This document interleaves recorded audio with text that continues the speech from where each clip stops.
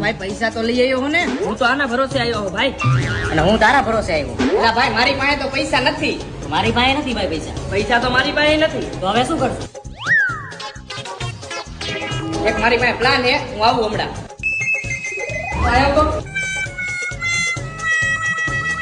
એક મારા હાટું મંચુરિયન લેતો તીખું. ઈ ભાઈના મંચુરિયન પછી લઈ આવજે, પેલા મારા હાટું ચા લેતો જા.